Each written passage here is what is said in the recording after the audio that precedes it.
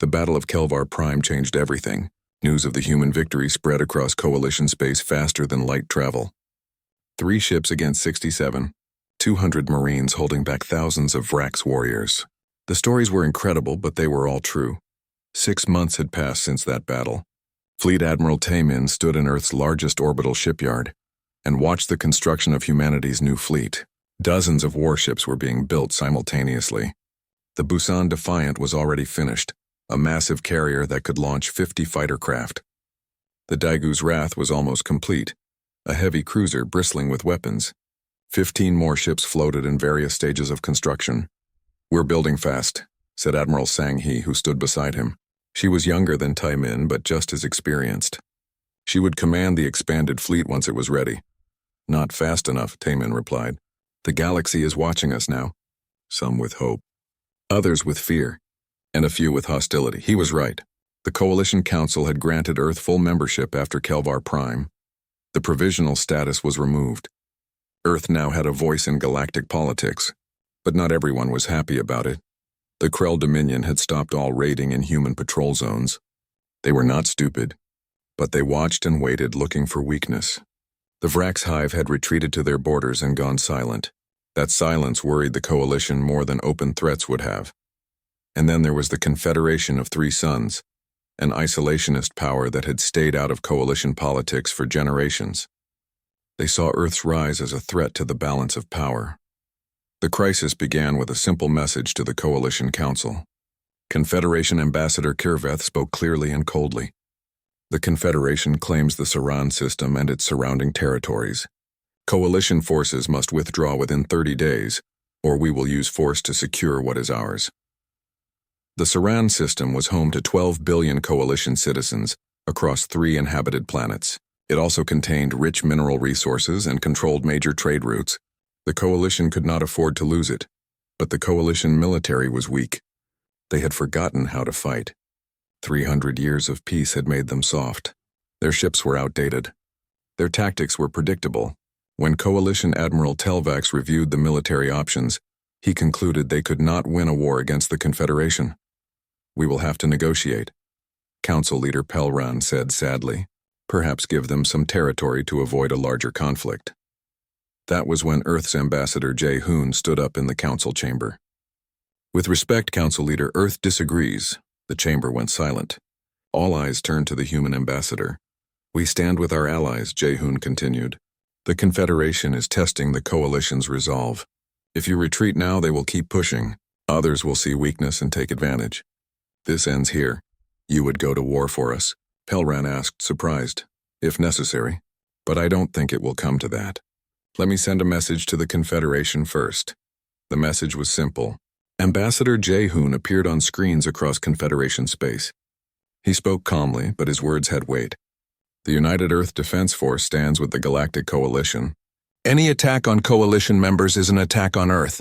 We have 30 warships ready to deploy, and we have 300 more under construction.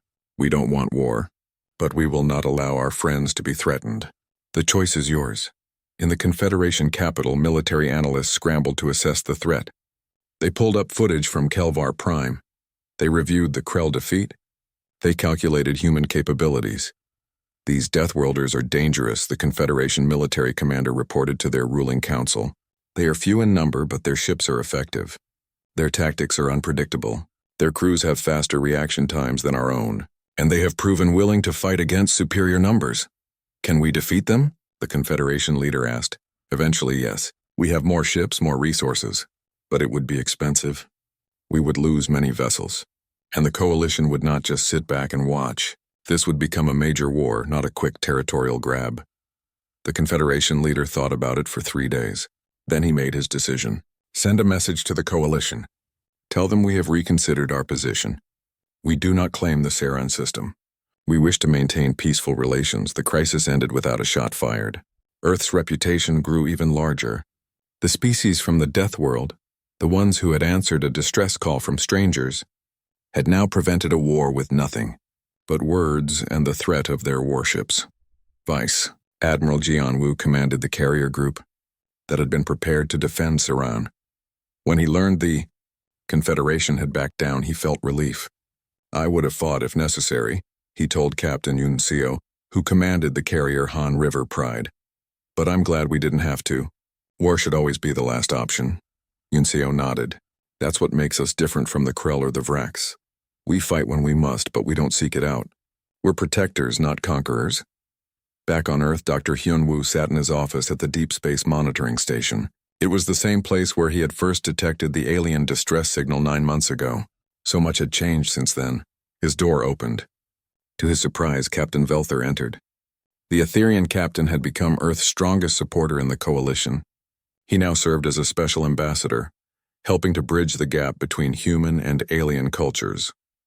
Dr. Hyunwoo, Velthar said warmly. I wanted to see where it all began. Hyunwoo stood and shook his hand, remembering to be gentle. Velthar's species was much more fragile than humans. This is it. That console over there is where I first saw your distress signal. They walked over to the console. Velthar touched it gently, almost reverently. One signal, one message across the stars. And it changed the galaxy. We just answered a call for help, Hyunwoo said. Anyone would have done the same. No, Velthar said firmly. Most species would have been cautious.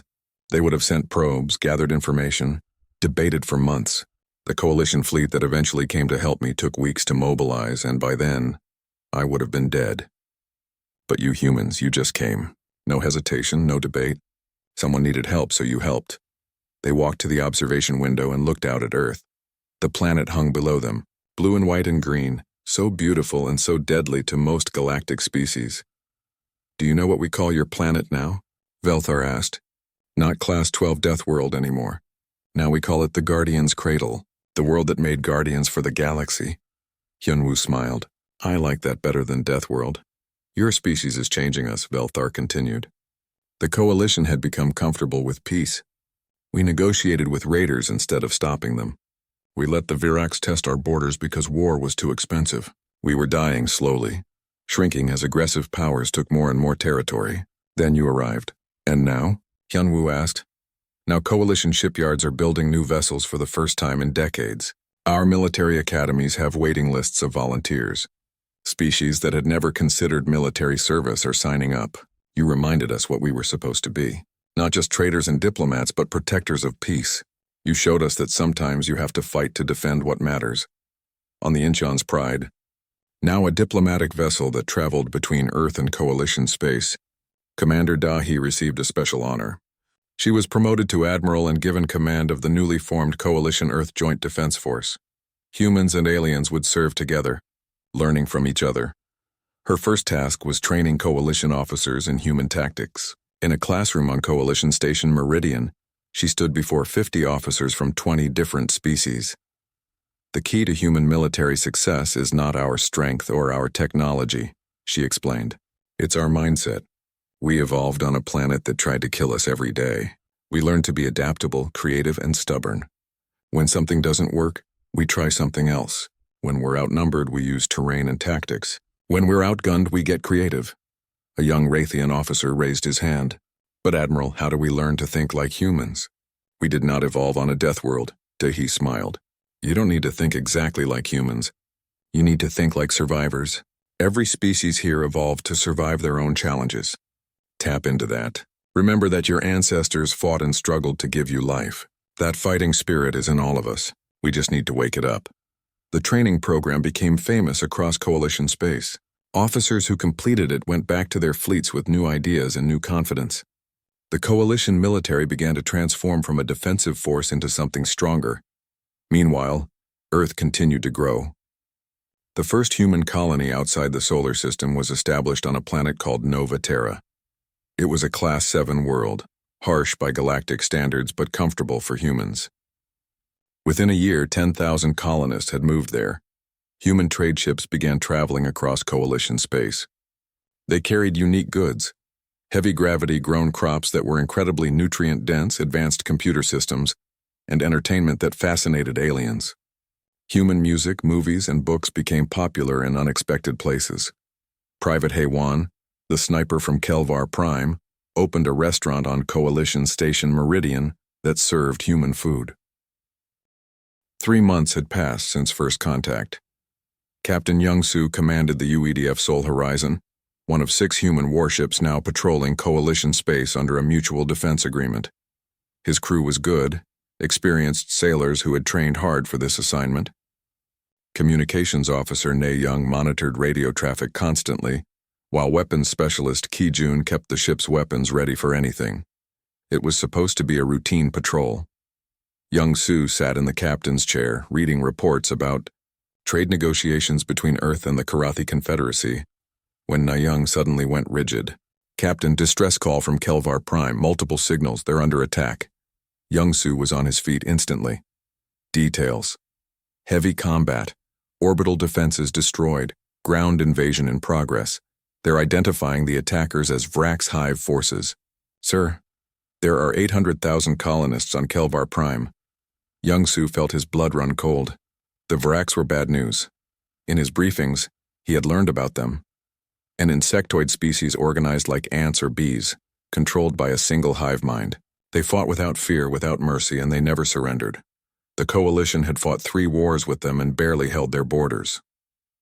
Where's the nearest coalition fleet? He asked. Na Young checked her displays. 6 days away. They're responding, but they can't get there in time. And we can? Yes, sir. 18 hours at maximum speed. Young-Soo looked around the bridge. His crew looked back at him. They all knew what he was thinking. Standing orders were clear. In case of major combat, they were to wait for coalition support. But 800,000 people did not have 6 days. Get me Captains Lee and Park, he ordered. 2 other human ships were nearby, the Dejon's Call and Olsen's Reach. When their faces appeared on the screen, Young-Soo did not waste time. You've heard the distress call.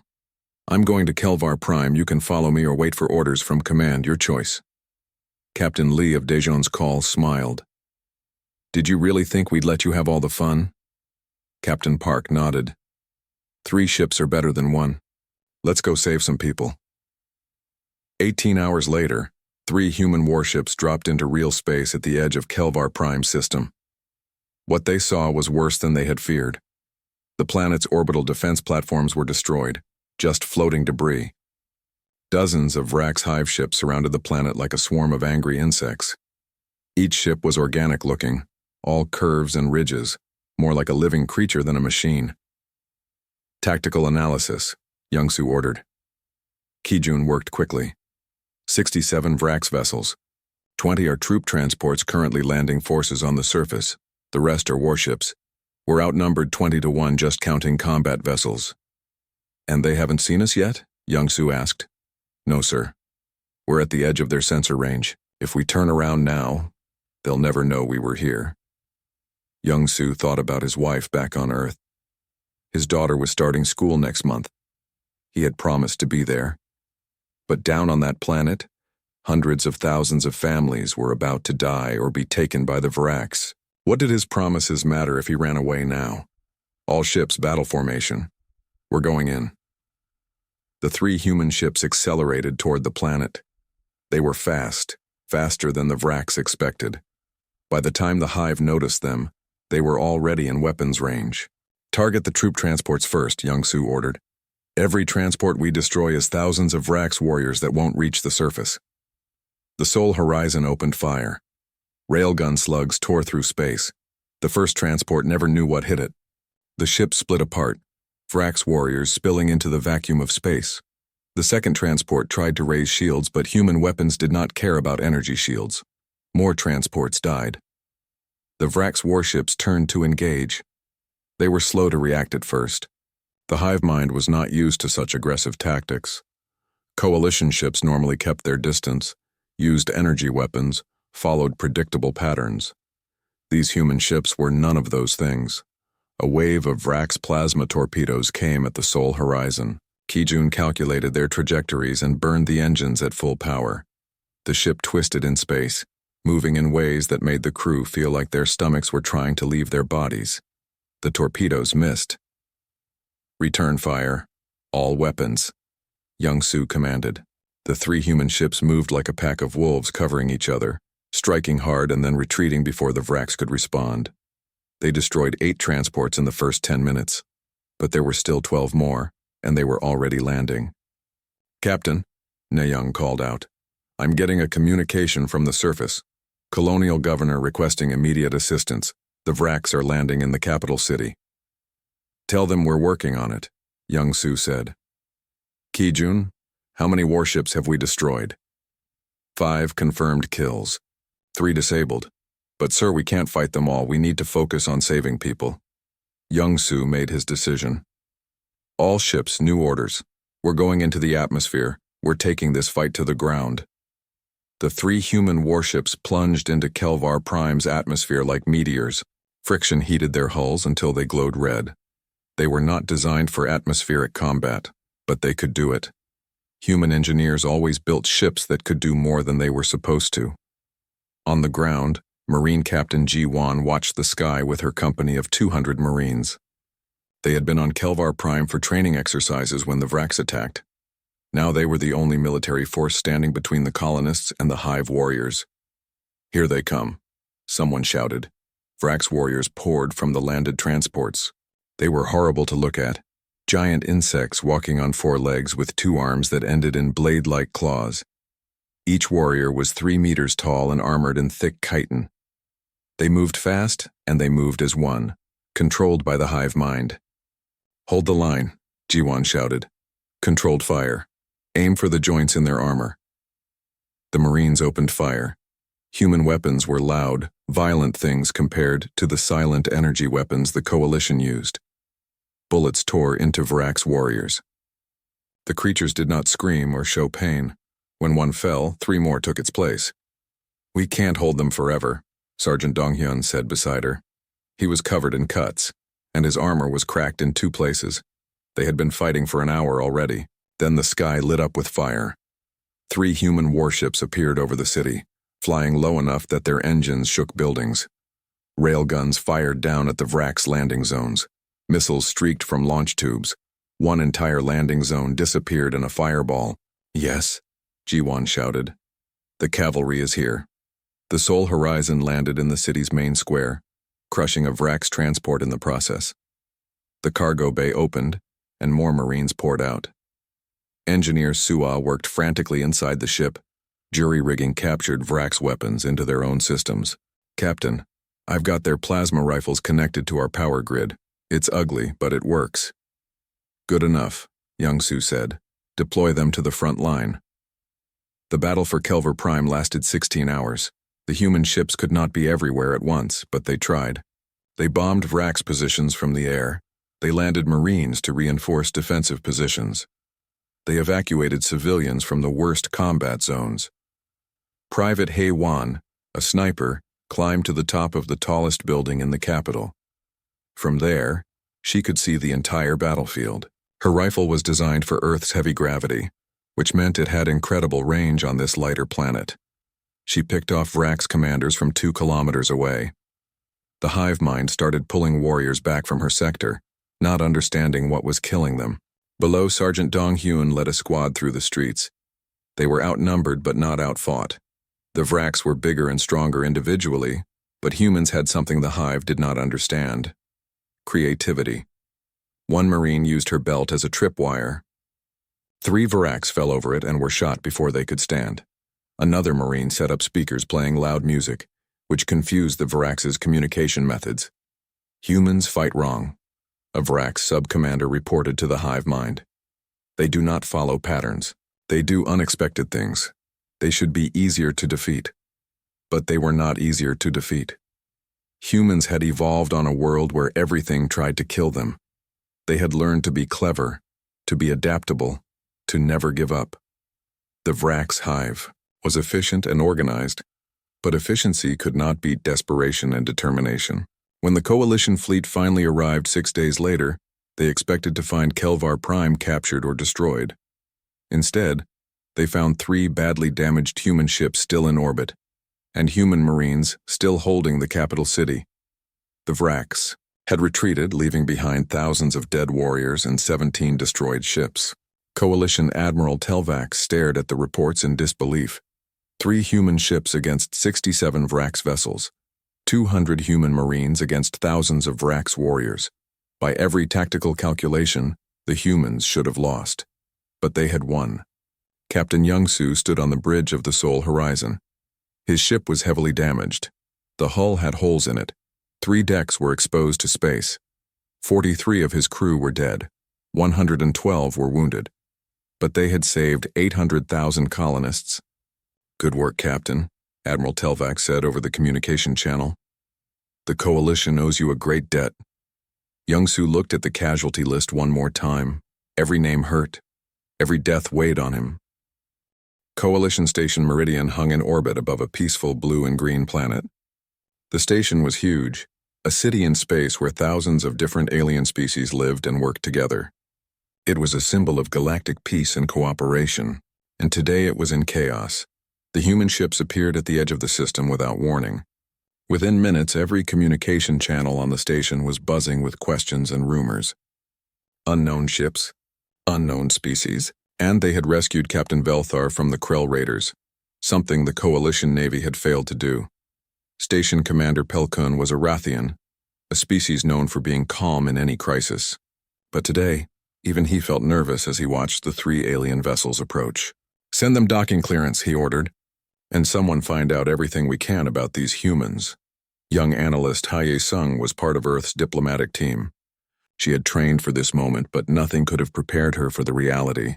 As she walked through the station's main concourse, every alien stopped and stared at her. She was taller than most of them. Her movements seemed too quick, too aggressive. Even her breathing seemed loud in the station's thin atmosphere. "Remember," Fleet Intelligence Officer Jin Ho whispered beside her. "Smile, look friendly. We're here to make friends." "They look terrified of us," Hee-sung whispered back. "Can you blame them? We just destroyed 3 Krell ships in 10 minutes. The diplomatic meeting took place in the station's Grand Council chamber. Velthar was there, recovered enough to stand and speak. Beside him were scientists from dozens of species, all eager to learn about these newcomers. Commander Da-hee represented Earth, with Dr. Minji beside her to explain the scientific details. Da-hee spoke carefully using the translation device. "We are humans from a planet called Earth. We received a distress signal. We came to help. We wish to establish peaceful relations with the Coalition." An elderly Etherian scientist named Corvin stepped forward. "We are grateful for your assistance. However, we must understand you better before we can welcome you into the Coalition. Would you consent to answering some questions?" "Of course," Da-hee said. What followed shocked everyone in the chamber. The scientist asked about Earth's environment, and with each answer the room grew quieter. "Your atmospheric composition contains 21% oxygen?" a scientist asked in disbelief. "That's a corrosive gas. It causes fires. It breaks down organic matter." "Yes," Minji confirmed. "We breathe it. We need it to survive." "And your gravity is 9.8 meters per second squared?" another scientist asked, checking his tablet 3 times to make sure he read it correctly. "That's nearly double Coalition standard." "Yes, is that unusual?" The scientists looked at each other. One of them, a small being with green fur named Tixal, spoke up. "Unusual? It's unheard of. The highest gravity homeworld in the Coalition is 6.2. Your planet should have crushed the evolution of intelligent life." Dr. Minji pulled up images of Earth on a large display screen. "This is our home," she said proudly. The screen showed vast oceans, tall mountains, dense forests, and crowded cities. A Coalition biologist named Sujin stood up, her tentacles waving in distress. She had chosen a human name to make interaction easier. "Those bodies of water. That's dihydrogen oxide, water, in liquid form. On your surface." "Yes, about 70% of our planet is covered in water. Is that a problem?" Sujin's translator made a sound like she was hyperventilating. "Water is a universal solvent. It dissolves almost everything. We use it in industrial processes, carefully contained. You swim in it for recreation?" "Yes," Minji said, confused by the reaction. "Children play in it. It's fun." The chamber erupted in shocked whispers. Medical Officer Yeon Woo was called in to explain human biology. What he told them was even more alarming. "Our healing is fast compared to yours," he said, trying to understand their concern. "A broken bone heals in 6 to 8 weeks. A cut closes in days. Is that unusual?" A Coalition doctor nearly fainted. "Most species require months to heal broken bones. And your immune system." He pulled up the scans they had taken of the human crew. "It's incredibly aggressive. It attacks invaders with extreme force. Sometimes it even attacks your own body by mistake. Oh, you mean allergies and autoimmune diseases? Yan Wu said with a nod. Yes, those are problems. But we have medicine for them. Your immune system is so powerful it fights itself, the coalition doctor said slowly. What kind of planet creates such creatures? Then they learned about Earth's biodiversity. Minji, excited to share her love of biology, showed them pictures of Earth's animals. Lions, tigers, bears, sharks, crocodiles, venomous snakes, poisonous spiders. These are all from your homeworld? Biologist Sujin asked, her voice weak. These are all apex predators. How many apex predator species does Earth have? Minji thought about it. Well, defining apex predator is tricky, but probably thousands if you count all the varieties. Thousands, Sujin repeated. Most planets have 5 to 10 apex predator species. We have 3 on my homeworld. Thousands is impossible. And humans, another scientist said, studying the data. You evolved as pursuit predators? You hunted other animals by running them until they collapsed from exhaustion. Our ancestors did, yes, Minji confirmed. Humans can run for hours. We have excellent endurance. It's why we won in marathons. What's a marathon? Someone asked.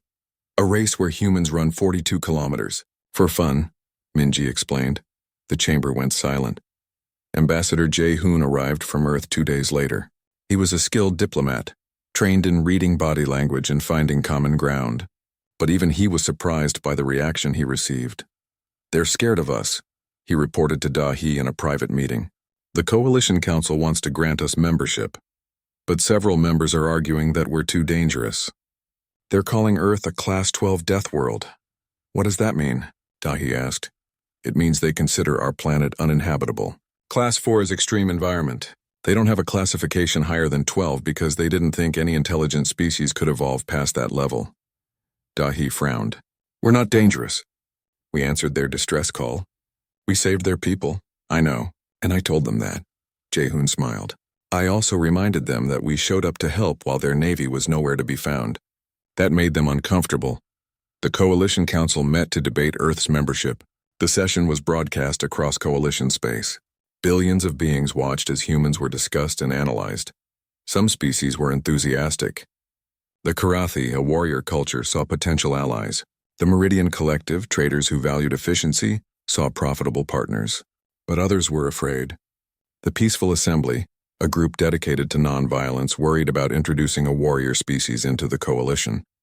In the end, the council compromised. Earth would be granted provisional membership. They could establish embassies and begin trade negotiations, but their warships would need to operate under coalition observation for 1 standard year. Jae-hoon accepted the terms gracefully, though he knew it was somewhat insulting. We understand your caution, he said to the council. We're new here.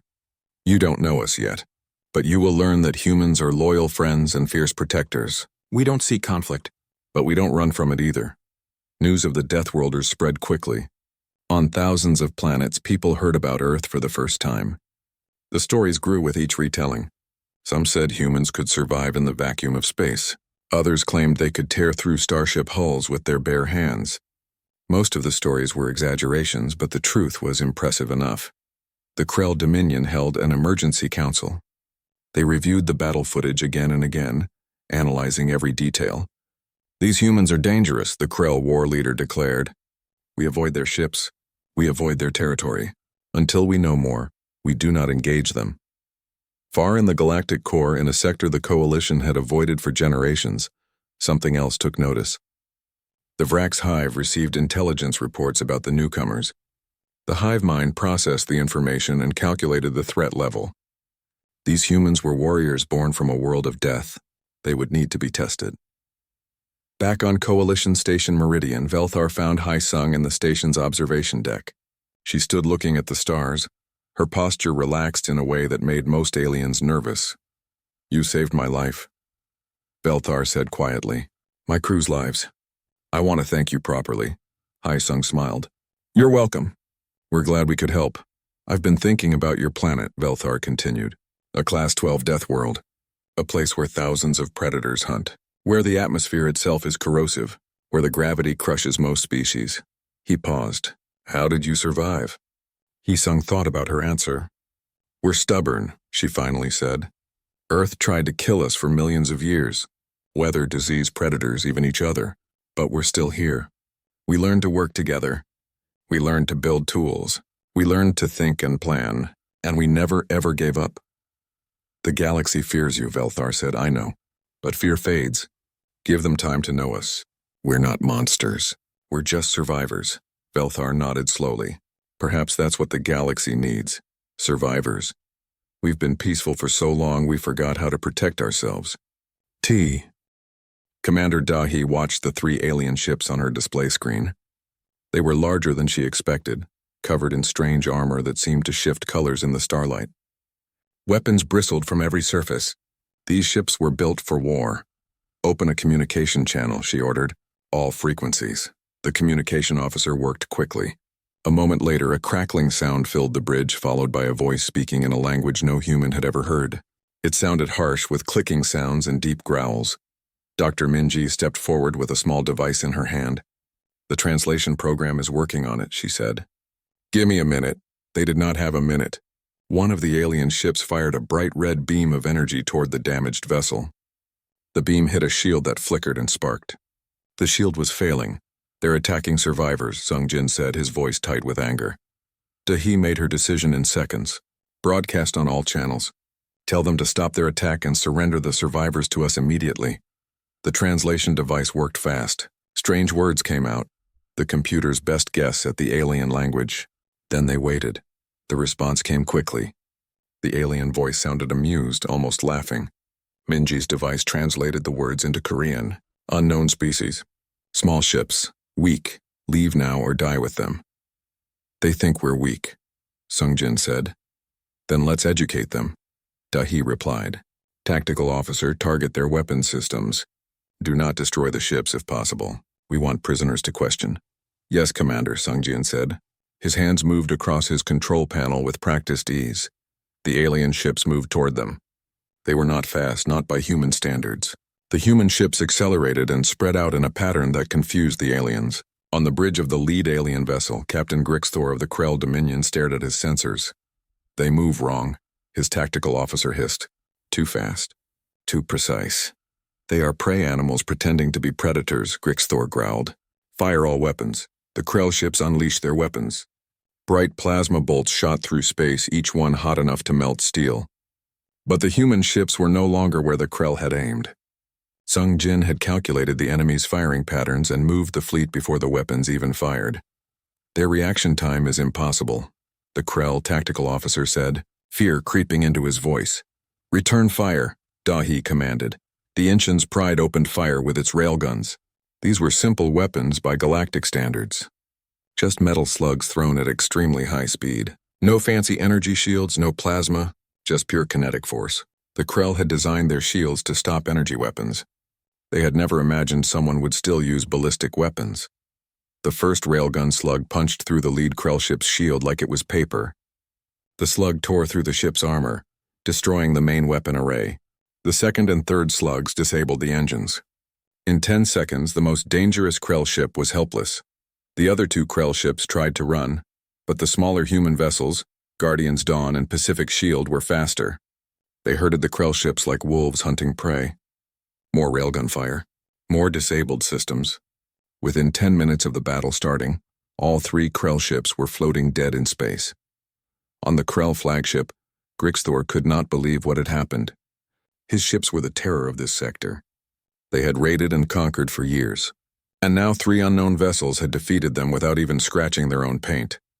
Incoming transmission from the unknown ships, his communication officer reported. Put it through, Grixthor said weakly. Commander Dahi's voice came through, translated into the Krell language by Minji's device. This is Commander Dahi of Earth. You will surrender immediately. You will release your prisoners. You will not resist. If you do, we will destroy you. Grixthor had lived his whole life as a predator, but now he felt like prey for the first time. We surrender. Sergeant Wu Sung led the boarding team. 15 Marines in armored suits pushed off from Inchan's Pride and flew across space to the Krell flagship. They carried magnetic boots and weapons that looked primitive compared to the Krell's fancy plasma rifles. They cut through the Krell ship's outer door with a portable torch. The metal glowed and melted. Then they were inside. The Krell ship's gravity was weak, barely half of Earth's gravity. The Marines moved through it like they were walking on the moon, each step making them bounce slightly. The first Krell they met was a guard. He was tall, maybe 2.5 meters, with thick scales and 4 arms. He held a plasma rifle and hissed at the humans. He pulled the trigger. The plasma bolt hit Wusong in the chest. His armor absorbed most of the impact, but it still hurt. He grunted and kept walking forward. The Krell guard's eyes went wide with fear. The bolt should have killed this small creature. Instead, it just made it angry. Wusong grabbed the rifle with both hands and yanked. The weapon tore free from the Krell's grip, the human strength easily overpowering the alien. Another Marine stepped forward and pressed a weapon against the Krell's chest. Down, on the ground, now. The Krell collapsed, more from fear than force. They found the prisoners in the cargo hold. 17 beings of various species huddled together in poor conditions. They looked weak and scared. Dr. Minji came with the second boarding team bringing medical supplies. One of the prisoners stepped forward. He was shorter than a human with blue-gray skin and large eyes. He wore the remains of a captain's uniform. You came, he said in his own language. Minji's device translated it. The distress call. You answered it? We're humans, Minji said gently, speaking slowly so the device could translate. From a planet called Earth, we received your signal. We came to help. The captain's name was Velthar. He stared at the humans in their bulky armored suits. Your equipment? It looks so primitive. No energy shields. No plasma weapons. How did you defeat the Krell? Wusong removed his helmet. He was sweating. His face flushed from the fight. Sometimes simple works better than fancy, he said with a grin. Also, we evolved on a planet with gravity nearly twice what you have here. Your ship feels like a gentle breeze to us. Velthar looked confused, then concerned. What kind of world makes creatures so strong? A hard one, Minji said. But we'll explain everything later. Right now, let's get you to safety. Can you and your people walk? They could, though they moved slowly. The humans carried those who could not walk. As they left the Krell ship, Velthar looked back at the Krell guards who sat on the floor with their hands behind their heads. The mighty Krell raiders defeated and terrified of these strange new aliens. Back on Incheon's Pride, the medical bay was busy. The ship's medical officer, Yan Wu, examined the rescued prisoners. They were malnourished and injured, but they would survive. Velthar sat on a medical bed and watched as Yan Wu worked. The human doctor moved quickly and efficiently. You said you evolved on a hard world, Velthar said quietly. What does that mean? Yan Wu paused. It means our planet tried very hard to kill us. High gravity, dangerous atmosphere, thousands of predator species, weather that could destroy cities, and we survived anyway. That sounds like a death world, Velthar whispered. In the Galactic Coalition, death worlds were planets considered too dangerous for intelligent life. They were studied from orbit but never colonized. Maybe, Yanwu said with a shrug. But it's home to us. Now let me check your ribs. This might hurt a little. On the bridge, Dahi set course for the nearest coalition station. They had the prisoners who needed proper medical care and the Krell raiders who would face justice. The 3 human ships began moving away from the debris field. Commander, Sung Jin said, that was our first battle with an alien species. We won easily. Too easily, Dahi said thoughtfully. The Krell were not prepared for us. Next time our enemies will know what we can do. Then next time will be harder, Sungjin agreed. Dahi smiled. That's what we trained for. Besides, we're humans. Hard is what we do best. The night sky above Seoul glowed with city lights. But inside the deep space monitoring station, Dr. Hyunwoo stared at his computer screen with wide eyes. The signal had come through 3 minutes ago and it made no sense. It was not random noise from space. It was organized. It had patterns. It had meaning. Ji-yeon, come look at this, he called to his colleague across the room. Ji-yeon put down her coffee and walked over. She was tired. They had been working the night shift for 2 weeks straight. But when she saw the screen, her tiredness disappeared. Is that what I think it is? She whispered. It's a signal. From space. From something intelligent, Hyunwoo said. His hand shook as he typed commands into his computer. Look at these patterns. They're mathematical. Prime numbers. The Fibonacci sequence. Someone is trying to talk to us. They worked for hours breaking down the signal. It contained pictures made of numbers. One picture showed a star map. Another showed a ship. A third picture was harder to understand, but it looked like something was wrong. Something bad was happening.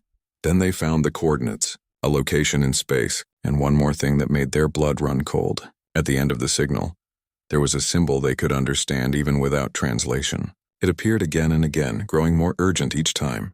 A call for help. By morning, the news had reached the highest levels of Earth's government.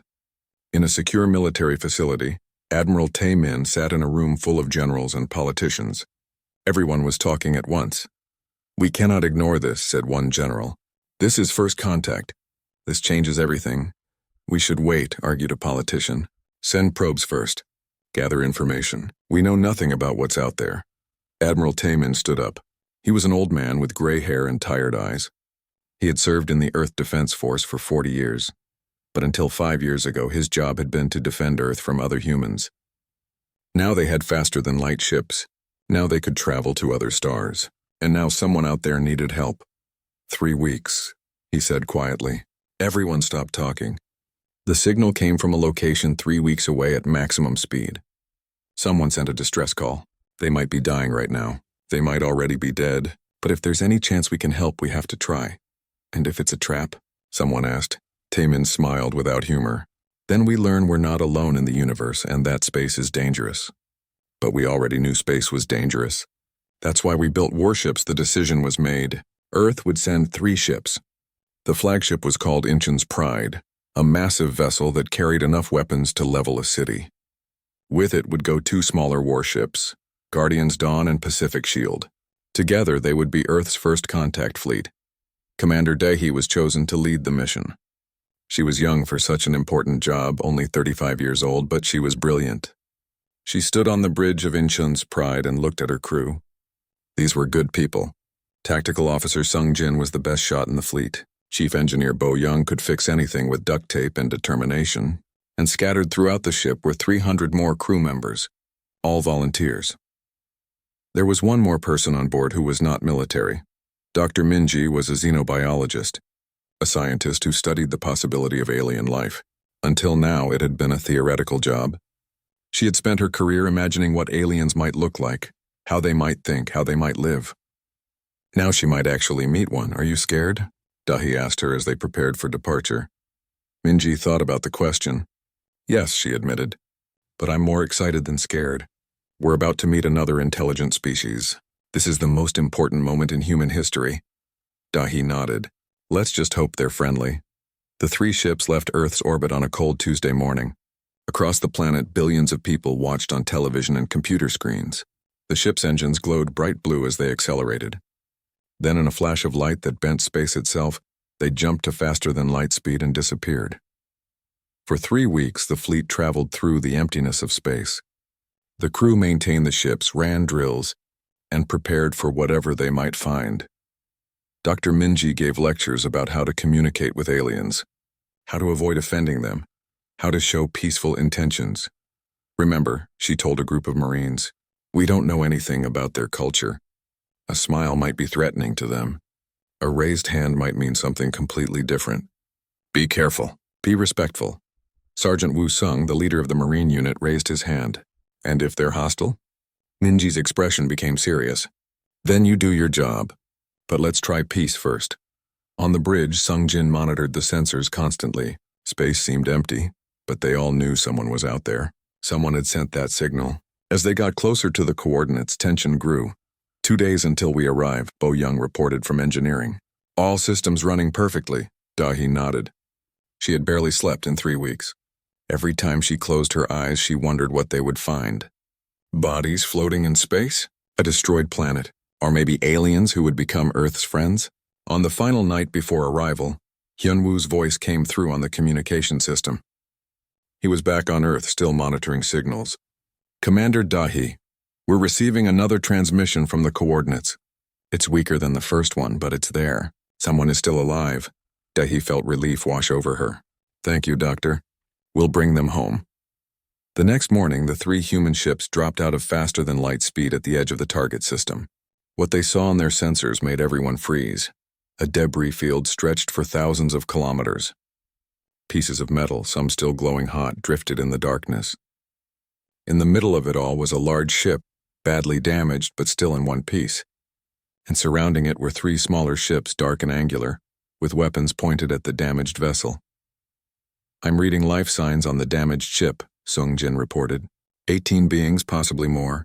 And those other ships, they're not friendly, Dahi finished for him. She had seen enough military vessels to recognize predators when she saw them.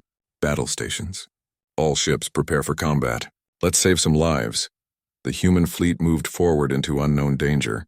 Earth's first contact with alien life was about to begin, and it would start with a fight.